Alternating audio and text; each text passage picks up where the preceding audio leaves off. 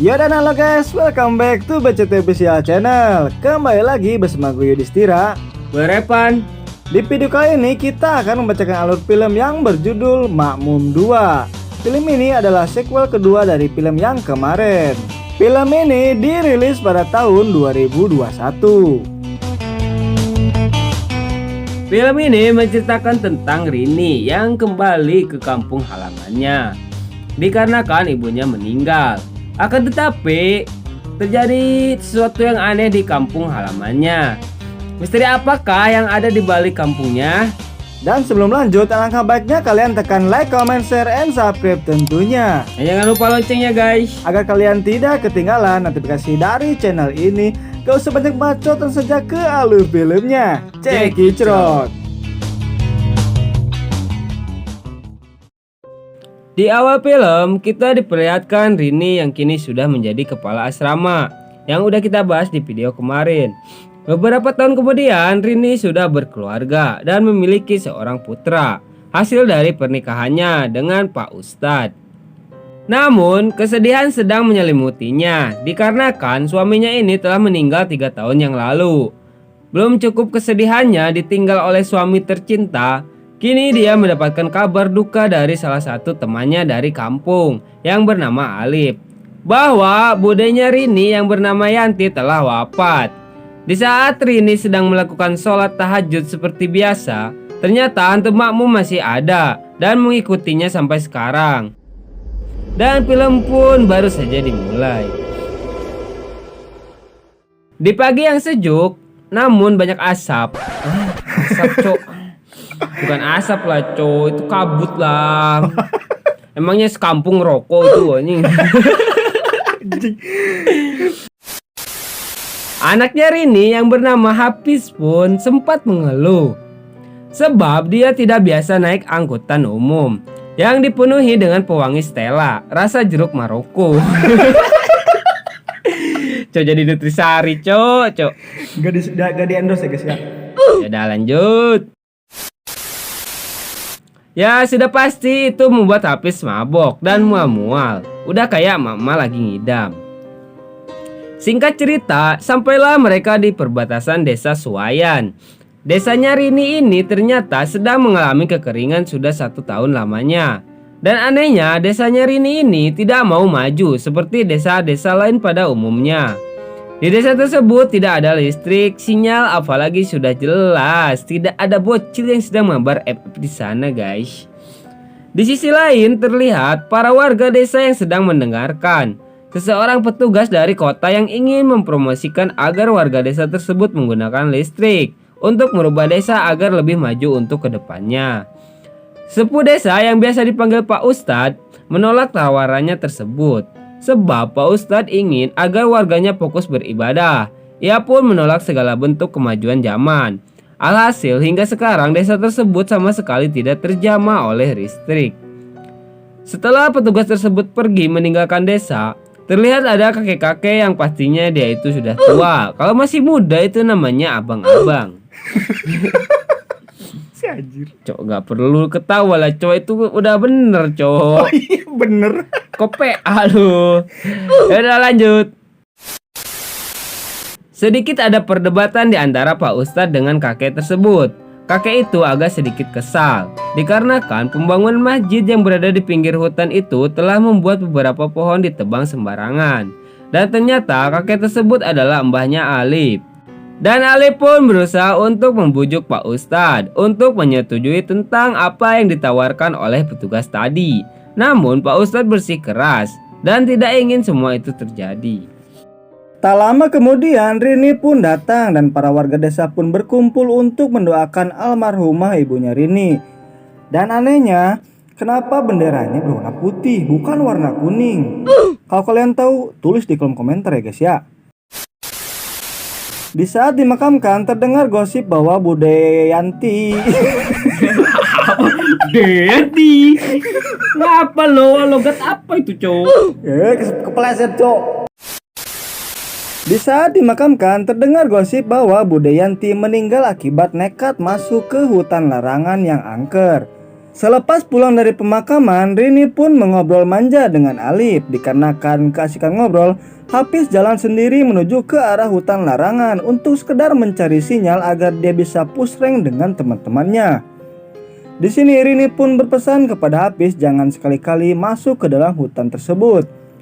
Di malam hari, di saat Rini sedang melakukan sholat, lagi-lagi hantu Makmum muncul dan mengikutinya sholat. Setelah menyelesaikan sholatnya, Rini pun mendengar suara yang seolah-olah sedang memanggil namanya.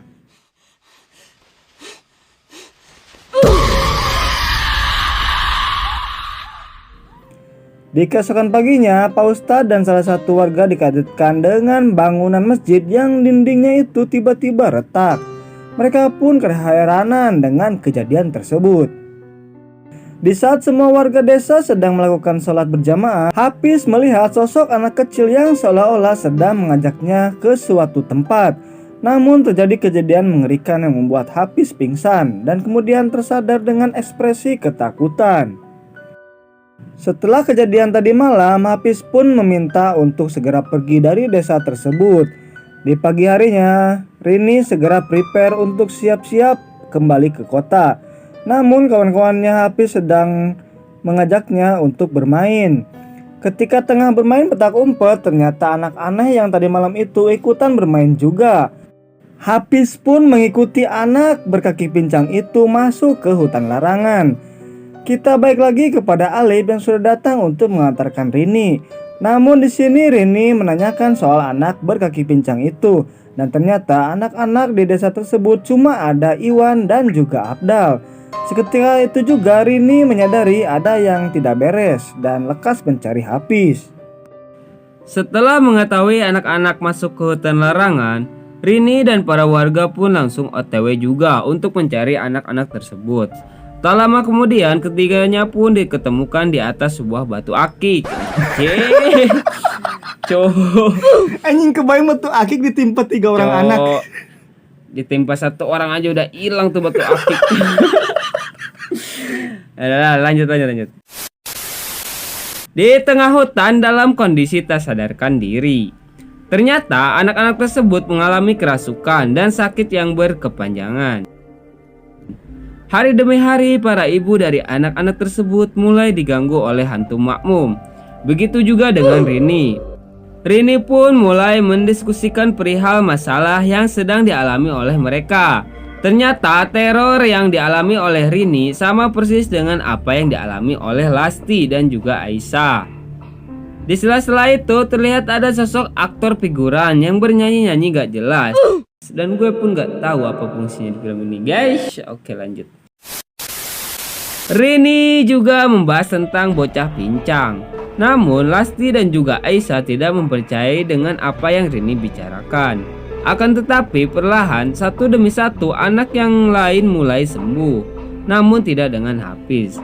Rini pun menyadari bahwa kejadian yang mereka alami itu ada kaitannya dengan asal-usul desa dan juga hutan larangan. Rini pun mendapatkan pencerahan dari mbahnya Alif bahwa hutan larangan itu adalah rumah baginya dan apa yang telah diambil harus segera dikembalikan. Kini Rini semakin sering diganggu oleh hantu Makmum, dan ternyata hantu yang sering hadir sebagai makmum ketika ia melaksanakan sholat sebenarnya adalah sosok iblis penghuni hutan larangan yang bernama Kanjab.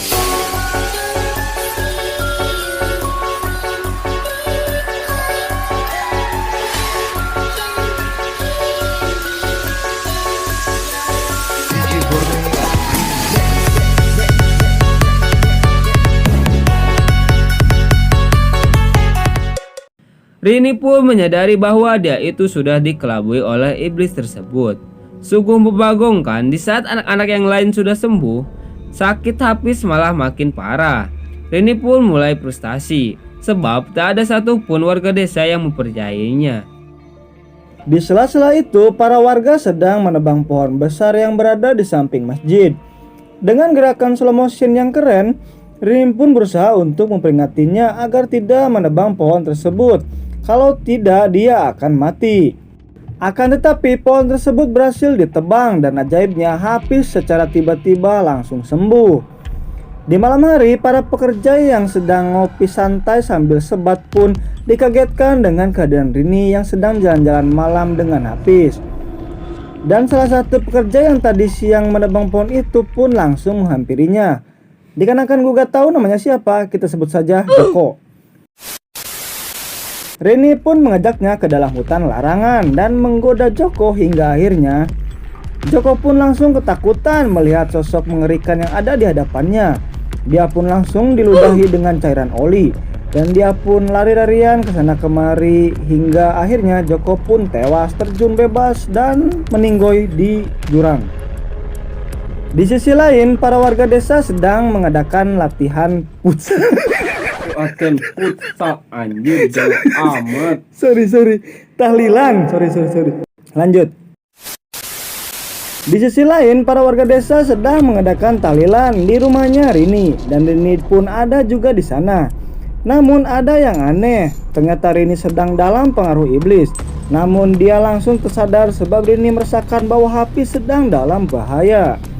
Tak lama kemudian Rini pun mengalami kerasukan.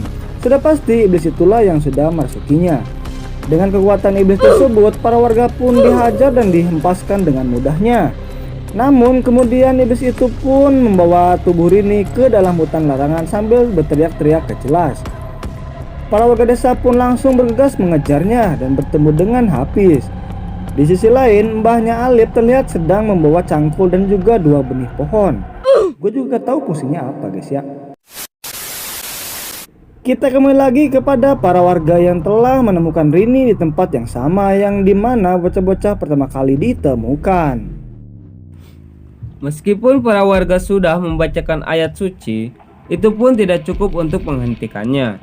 Dengan kekuatannya, iblis itu pun langsung mengangkat 3 bocah itu dan melemparkannya ke atas batu besar. Dengan kejamnya, iblis tersebut bermaksud untuk menemukan tulang para bocah itu. Menemukan tulang. Menemukan anjir, mana ada menemukan tulang. Kok kayak ini ya, nyari harta karun, Cok. Dengan kejamnya, iblis tersebut bermaksud untuk meremukan tulang para bocah itu. Namun Pak Ustadz dan warga lainnya berhasil mencegahnya dan serentak membacakan ayat suci bersama-sama. Untuk kali ini, iblis tersebut mulai merasakan efeknya. Namun itu masih belum cukup. Para warga pun dihajar kembali oleh iblis tersebut. Namun mereka tidak menyerah dan terus-menerus melantunkan ayat-ayat suci. Di sela-sela itu, Alif dan para ibu pun berusaha untuk menyelamatkan para bocah itu. Namun berhasil digagalkan oleh iblis tersebut.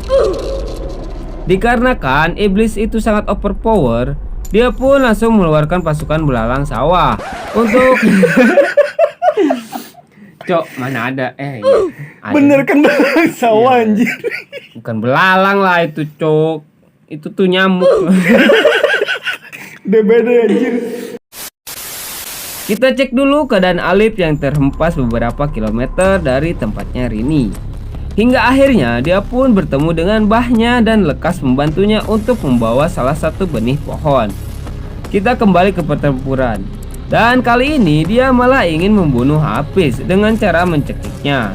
Akan tetapi dengan beberapa kata mutiara dari Hafiz, perlahan namun pasti kesadaran Rini mulai kembali. Dengan dibantu Pak Ustadz, bacaan ayat suci pun pada akhirnya berhasil membuat iblis itu keluar dari tubuhnya Rini. Akan tetapi pertarungan masih belum berakhir. Dengan wujud yang sangat mengerikan, iblis itu pun menampakkan dirinya. Pak Ustadz pun berusaha untuk melawannya sendirian. Akan tetapi iblis itu terlalu kuat. Dan salah satu warga desa pun jadi korban dan diludahi oli oleh iblis tersebut. Ternyata salah satu warga yaitu Pak Ajis, dia juga ikutan terpental bersama Alif tadi. Dan sekarang ikutan join untuk membantu Pak Ustadz. Dengan dibantu juga para warga lainnya, iblis itu pun mulai kepanasan. Dan di sela-sela itu, mbahnya Alif dan juga Alif sendiri telah tiba dan langsung menanamkan benih pohon tersebut di samping batu besar. Ditambah sentuhan epik dari Pak Ustadz yang melemparinya dengan tasbih sambil mengucapkan takbir. Seketika itu juga iblis itu pun langsung terbakar dan kemudian musnah untuk selama-lamanya. Setelah kejadian tersebut, terlihat para warga desa yang sedang beribadah dan tersenyum. di dalam masjid baru yang dinamakan Masjid An-Nur. Scene pun ditutup dengan kepulangan Rini yang akan kembali ke kota untuk mengurus asrama. Dengan diiringi turun hujan, para warga desa pun terlihat sangat antusias dan berbahagia. Dan film pun selesai. Yo, oke guys, inilah akhir dari film Makmum 2. Jadi seperti biasa ya guys ya, dikarenakan ini bulan puasa, biar kita banyak ibadah, gua akan membacakan pesan-pesan yang ada di film ini guys ya. Jadi dengarkan baik-baik. Jadi di film ini mengajarkan kita untuk memakai bendera kuning ketika saat orang meninggal. Jangan memakai kertas warna putih, karena itu buat bungkus makanan ya guys ya. Gimana menurut lu tentang film ini? Ya lumayan sih, tapi nggak terlalu lah. Karena apa? Kok setannya disegelnya pakai pohon guys? coba pikir dah. Iya sih, menurut gua agak kurang gimana gitu ya, agak kurang epic itu di akhirnya itu. Terus gunanya Ustadz buat apa kalau segelnya cuma pohon guys? Aduh, ya udahlah guys, segini agendanya guys. Jadi gimana? Iya, ini guys, mayat yang jatuh dari tebing kemana guys? Penasaran guys. Iya, gak ada yang nyariin sampai filmnya kelar guys. Apalagi pasti membusuk dia, pasti di pinggir jurang itu anjir. Kayaknya dimakan buaya. Oh kok gak ada akal. Mana ada buaya di Jurang bangke? Oh dia ini kayak terseret arus guys. Kan gak ada airnya langsung hujan. Berarti terseret dia guys. Ya iyalah, terserah kau bikin endingnya, dia bikin filmnya sendiri Ya, lah. ntar kalian cek ya di Kali Ciliwung ada guys. Bangke. Udah makin ngaco guys lah. Jadi jangan terus dukung channel ini ya guys ya. Kok jangan? Oh, maksud gua terus dukung channel ini ya guys ya, dengan cara like, comment, share, and subscribe tentunya. Dan jangan lupa loncengnya guys. Agar kalian tidak ketinggalan notifikasi dari channel ini. Gue Yudhistira pamit. Gua Revan. Channel video. Bye-bye.